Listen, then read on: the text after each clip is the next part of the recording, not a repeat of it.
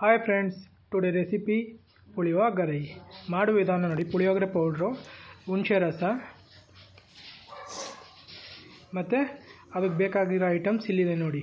ಕಡಲೆ ಬೀಜ, ಕಡಲೆಬೇಳೆ ಮತ್ತು ಒಣಮೆಣ್ಸಿಕಾಯಿ, ಬೆಳ್ಳುಳ್ಳಿ, ಸಾಸಿವೆ ಮತ್ತು ಈಗ ಆಯಿಲ್ ಹಾಕ್ತಾಯಿದ್ದೀನಿ ನೋಡಿ. ಆಯಿಲ್ ಹಾಕೋತಾರೆ. ಆಯಿಲ್ಗೆ ಕಡಲೆ ಬೀಜ, ಕಡಲೆಬೇಳೆ, ಸಾಸಿವೆ, ಒಣಮೆಣ್ಸಿಕಾಯಿ ಎಲ್ಲನೂ ಹಾಕ್ಕೊಳ್ಳಿ. ಹಾಕ್ಕೊಂಡು ಅದನ್ನು ಲೈಟಾಗಿ ಫ್ರೈ ಮಾಡ್ಕೊಂಡು ಆಫ್ ಮಾಡ್ಕೊಳ್ತೀನಿ, ಯಾಕಂದರೆ ಸೀದೋಗ್ಬಿಟ್ರೆ ಚೆನ್ನಾಗಿರಲ್ಲ. ಸೊ ನೋಡಿ, ಈಗ ಹಾಕ್ತಾಯಿದ್ದಾರೆ ಎಲ್ಲನೂ. ಆವಾಗಲೇ ಹೇಳಿದ್ರೆ ಐಟಮ್ಸ್ ಎಲ್ಲ ಹಾಕ್ತಾಯಿದ್ದಾರೆ.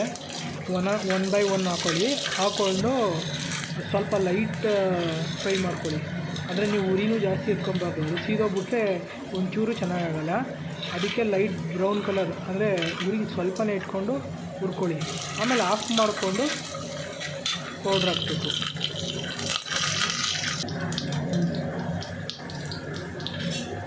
ನೋಡಿ ಫ್ರೆಂಡ್ಸ್, ಈಗ ಹುರಿದಾಗಿದೆ. ಈಗ ಹಾಕ್ತಾಯಿದ್ದಾರೆ. ಉರಿ ಆಫ್ ಮಾಡಿಬಿಟ್ಟು ಪುಳಿಯೋಗರೆ ಪೌಡ್ರ್ ಹಾಕೊಳ್ಳಿ.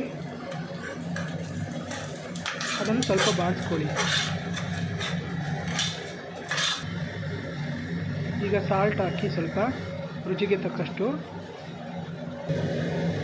ಈಗ ಹುಣಸೆ ರಸ ಹಾಕ್ತಿದ್ದೀವಿ ನೋಡಿ. ಹುಣಸೆ ರಸ ಹಾಕಿದ್ಮೇಲೆ ಸ್ವಲ್ಪ ಕೈ ಹಾಕಿ ಉರಿ ಕಮ್ಮಿಲೇ ಕೊಡಿ ಫ್ರೆಂಡ್ಸ್, ಯಾಕಂದರೆ ಉರಿ ಜಾಸ್ತಿ ಕೊಟ್ಟರೆ ಅದು ಸೀದೋದ್ರೆ ಚೆನ್ನಾಗಾಗಲ್ಲ.